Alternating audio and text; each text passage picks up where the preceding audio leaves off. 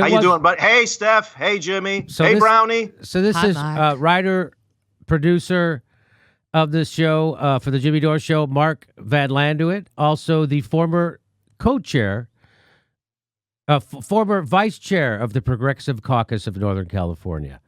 Right? Correct? Yes, I stepped down last year to devote all of my time and energy to make sure that Bernie Sanders is our next president. And you're still hanging in there, right? Are you still hanging in there? Yes, I'm not doom and gloom like everyone else. That's good. Look, on the issues of healthcare, education, the environment, and peace, we've never had a candidate like Bernie Sanders. This is a once-in-a-lifetime candidate.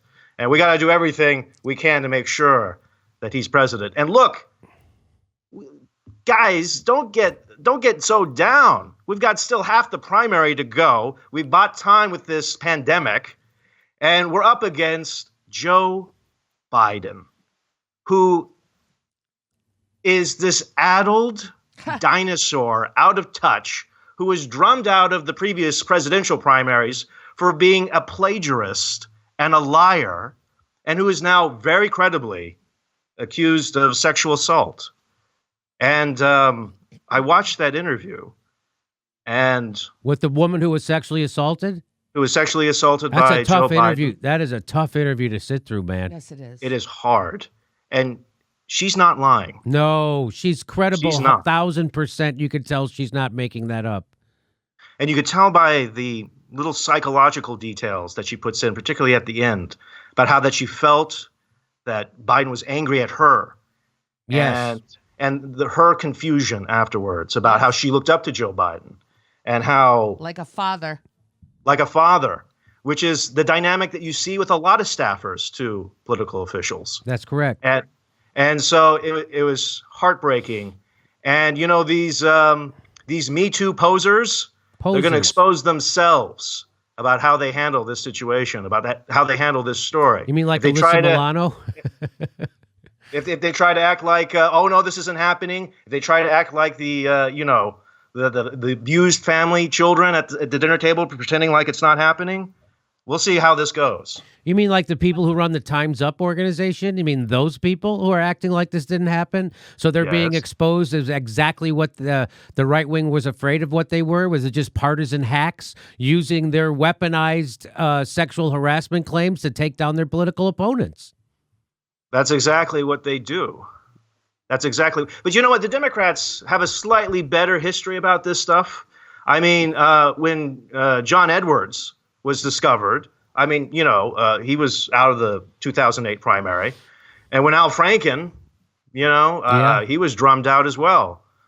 So we'll see. I mean, it's up to the corporate media about how big of a story they want to make about this. I never even heard what Al Franken was supposed to have done. That's how fast he was out. I never even heard what he did. I knew what Bob Packman did, but I don't know.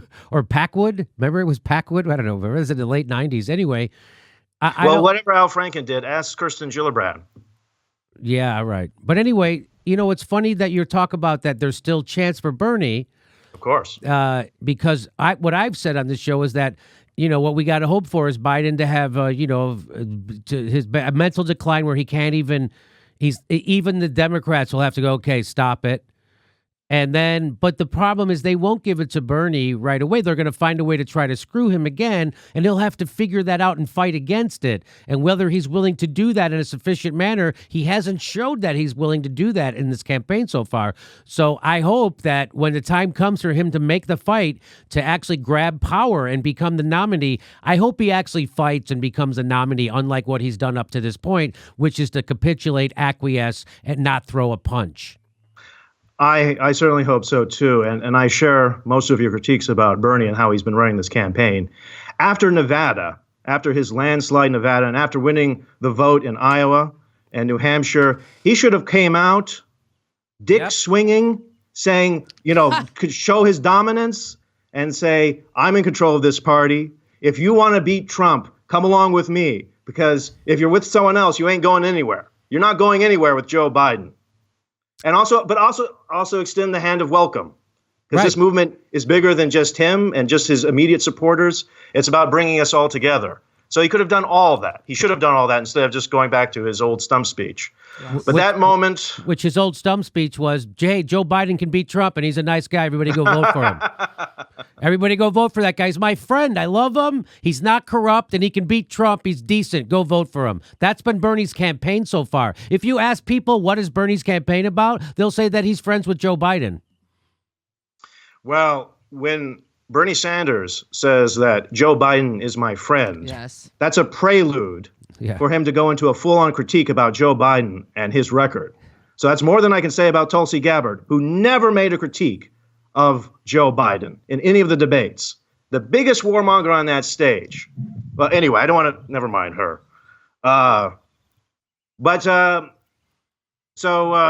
You got it out. You got it in. You feel good? You got it in. I felt the need to get it in. I just need to put in the... You got it in. I got it in there. That hurt. Don't do it. It's meant to hurt. It's meant to hurt. And it's okay. I want to commend what Jimmy does all the time and really sticks his neck out and really gets attacked. Sometimes fairly, sometimes unfairly. For just telling the truth, for making critiques about our leaders. And that's what movements need to be able to do. So they're not the leaders. We are the leaders.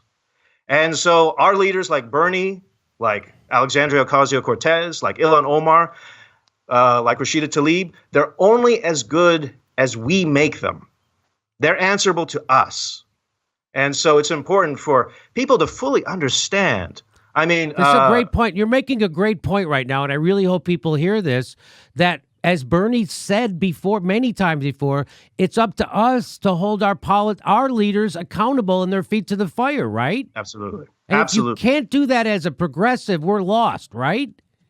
Absolutely. And particularly at this moment, I don't think everyone fully understands what just happened. I think no, they what don't. I heard you talking with, this bill is the largest transfer of wealth in the history of the United States. Of the world.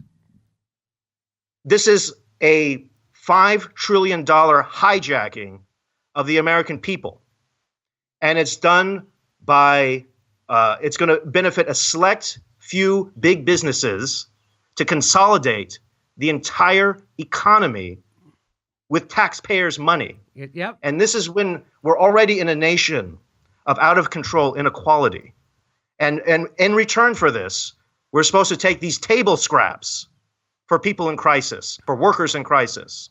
This is worth critiquing because, after this pandemic is over, our society is going to look like the supermarket toilet paper aisle. It's going to be gutted because billionaires are hoarders. And we're going to be entering an era where monopolies are going to be buying other monopolies. Yes. This is so out of control. The amount of money that we're giving to a select few, the people that already have tons of money, we're giving them money to consolidate all of their power. And economic power is political power. So Bernie and AOC just gave more money to their enemies. So this is a time to critique to their enemies. And you know what Chris Hedges said about how that we're living through a corporate coup d'etat in slow motion? It's no longer in slow motion. This is a corporate coup d'etat on fast forward. Yes. And also, this is just crazy. We're in the middle of a pandemic, and both political parties jump into action and say, we got to have a bailout bill instead of a health care bill. Right. Yes, this system is that broken. If you want a vision of the future, imagine a boot stamping on human face forever. That's George Orwell. Well, Orwell is prophetic in many ways, but I think it's going to... And that is the corporate boot that has been on our neck since 1980. And now it's going to be stamping on our face. We still have a chance. So one of the things about this bailout, this paltry $1,200 for everybody, I mean, people are still going to be out of work in a month. We would have got. That's not going to last. We're going to be back at this place the same time in a month. You're right. You're 100% right about this. We would have had, Mark, do you agree that we would have had the same bill had there been no Democrats involved? Because so just let's get this, because this is really the real reason I wanted to bring you on is because people don't want to believe they when I told them the truth about this bill and about how the progressives handled it, people would say in the comments or on Twitter, they go, "Oh, Jimmy sold out." And I'm like, no. That's what I said. I'm like, well, if I sell out, that would imply someone gave me something to say something I don't believe.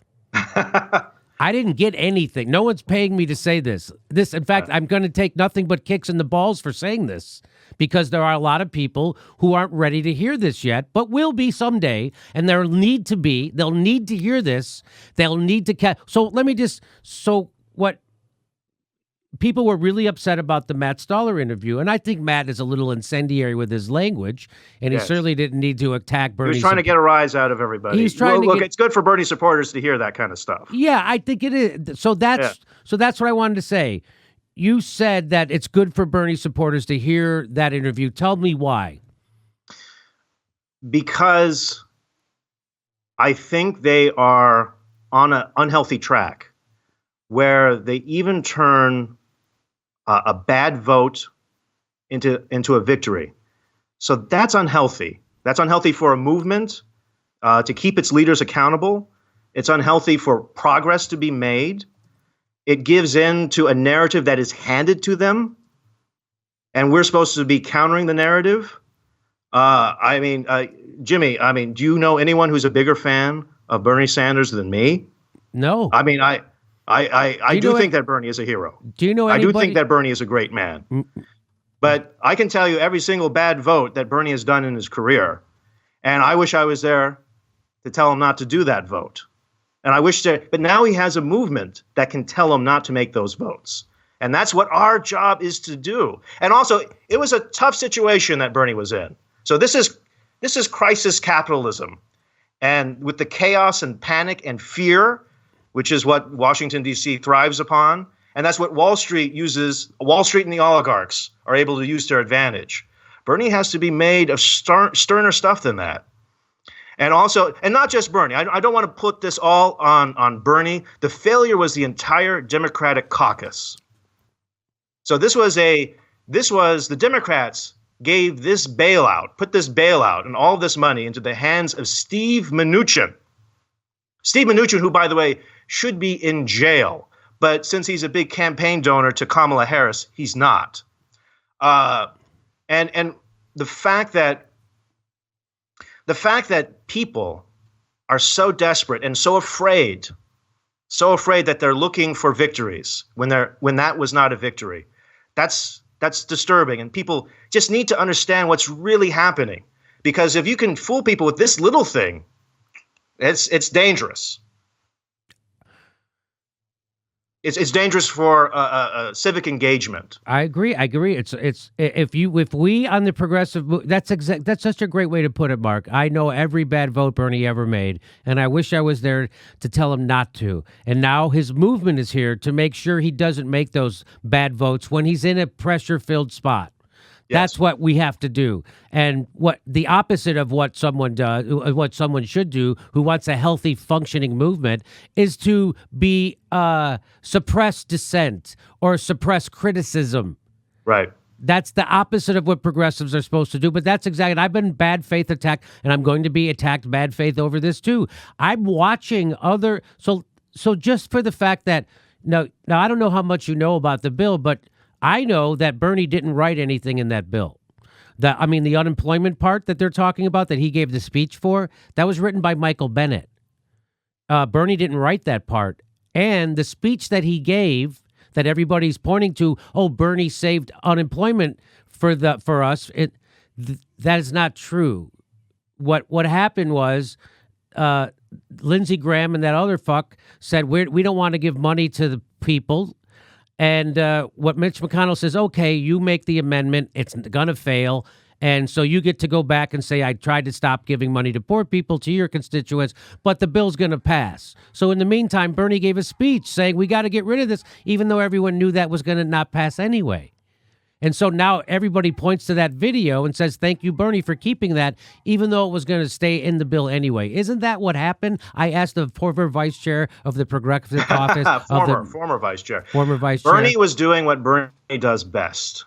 He was making the moral argument against the notion that Republicans were putting out there that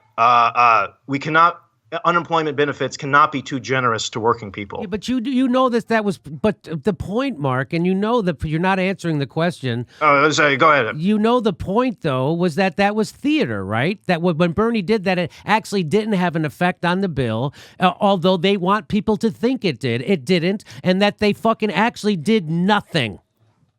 Yeah, so it was an inert action. But it's still, political theater is very important to politics. But people think it had an effect on the bill. It didn't. Yeah. I just want people to be clear of what happened. And so you're letting Bernie pull the wool over people's eyes. No, I'm not letting Bernie do that. They fucking didn't do anything. Nothing. Look, they fucking rolled over and gave this country away without a fight. And what they did was kabuki theater. I'm sorry, I said I wouldn't yell. I'm sorry. This was an abdication of leadership by Bernie Sanders and the Progressive Caucus. So they literally gave it all to Chuck Schumer, Mitch McConnell, and Mnuchin to take over and take the reins on this. And by the way, I appreciate Bernie Sanders for at least giving us some political theater. And the same with Alexandria Ocasio-Cortez. Elizabeth Warren didn't even have the decency to give us, didn't have the courtesy to give us some political theater about this. No. And also, by the way, Bernie has been in the middle of running a presidential campaign, unlike some other people that are in the Senate. He could have filibustered the bill, and he should have, and I'll tell you why. Not only to just make demands and hold the bill hostage and say that workers need to get a living wage, no less than $15 an hour for any company that we're giving bailout money to. There has to be health care for all. You have to suspend evictions, suspend student loan debt. No CEO bonuses if your company is getting bailout. No political expenditures if your company is getting a bailout. He should have been saying that. It would have been meaningful, and also it would have been good politics. So at this point in Bernie's campaign, where he needs national attention, he should have shown that leadership. And let me tell you, people respond to leadership, including in the Senate and the House.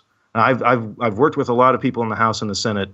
And I'm sorry to tell you, Jimmy, these people don't have any beliefs. They don't know what they think about anything. Okay?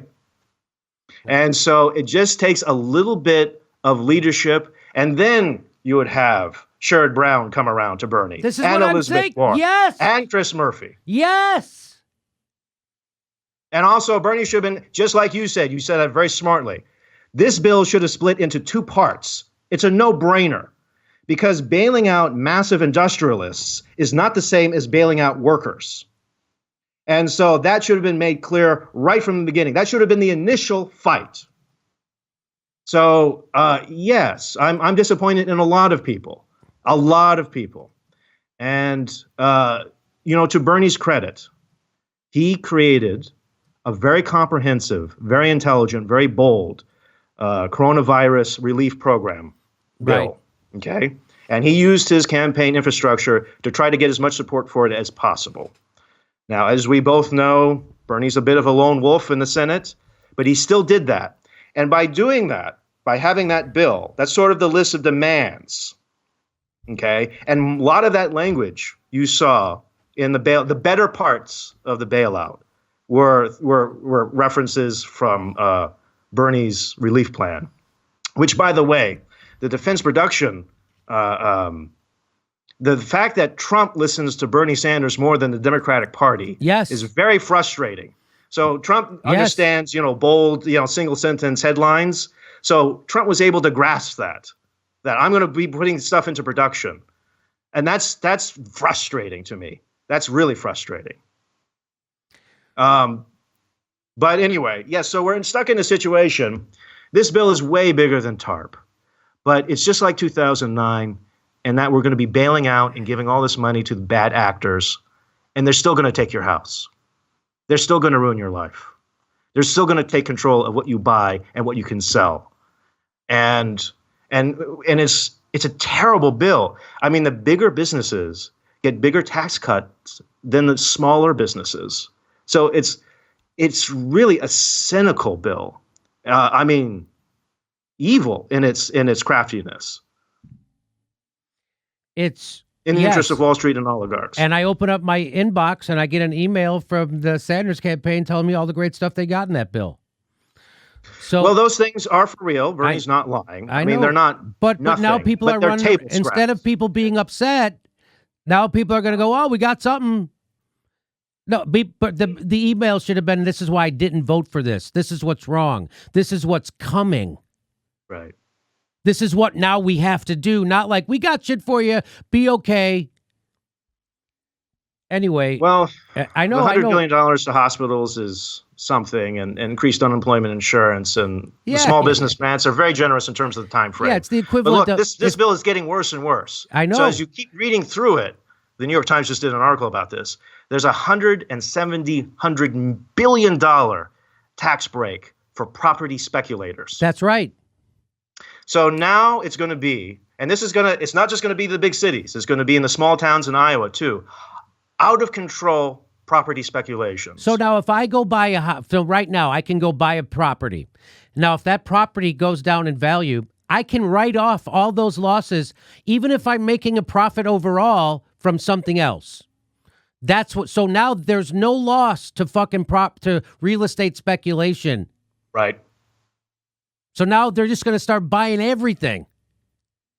And so the price of everything now after this pandemic will now be artificially super inflated. That's right. And so now you think you can't afford your house now? Wait till fucking after this. And they did it with your money. And they did it with... And they did it with all of our money. They gave the money to the rich guy to come buy your fucking house at fire sale prices. And then it's going to get jacked up, and then nobody's going to be able to afford their goddamn house after this. And every Democrat, including Bernie Sanders and Elizabeth Warren and AOC and Ilhan voted for this. And that is an abdication of leadership. That is political malpractice. And I'm here to wake the fucking left up. Because nobody else is going to do this. Go look at all the videos that all your lefty news shows have made about the stimulus. That's all calling them heroes instead of being upset and telling people what we have to fucking do. The lefty media is once again falling down on the job when it comes to this, just like they fell down on the job when it came to Hillary, or when it came to fucking Russiagate, and when it came to Trump, and when it came to impeachment, and when it came to Venezuela, and now when it comes to fucking this. And when it came to Syria and a gas attack, they're falling now. The biggest giveaway in the history of the world, the lefty media is also falling down on the job. The problem is that this is over now. It's done. And it's done. And but what it does show. Okay, so maybe we may be at the point where money doesn't mean very much in a few months. Okay. But it does show that we already have socialism in America. Most of it goes to monopolies. Most of it goes to multinational corporations. Most of it goes to government-supported billionaires on Wall Street. We have socialism. It goes to the big banks. The huge corporate interests, they get it. And it isn't millions. It isn't billions. It isn't $1,200 that you're going to get from this ripoff bailout. It's literally in the trillions. The Fed is going to be issuing $1 trillion a day to Wall Street investment banks. So the whole thing, anyone who still says, how are you going to pay for that? If they say that smugly to dismiss Medicare for all, education for all, a Green New Deal, they just showed you that they're suckers. And now is the time for everyone to wake up and stop being suckers about their country. And stop being suckers about their parties, their political parties. That's right. And their political leaders. And pressure them. Don't fucking defend them. Pressure your political leaders. Don't defend them. I'm guilty of this. Don't get me wrong. Yes. Well, look, throughout the history of the world, it's not politicians who make social change. It's not political parties that make social change. It's social movements. And it's social movements that are putting pressure on the political system to make those changes. And you have to have leaders, good leaders, smart leaders, who listen to those social movements, because the social movements are telling you what's wrong with society. And so when you have someone like a Bernie Sanders, like an FDR, that's something to cherish and to keep good by not letting them lead, by letting you be the leader about this. And so just as Bernie abdicated his leadership the other day, we can't abdicate our leadership in this movement. That's very well said. Well put. Hey, this is the part where I tell you where our live shows are, but there aren't any. And then I would tell you to go join our premium, but nobody has a fucking job. So why don't you just enjoy the video?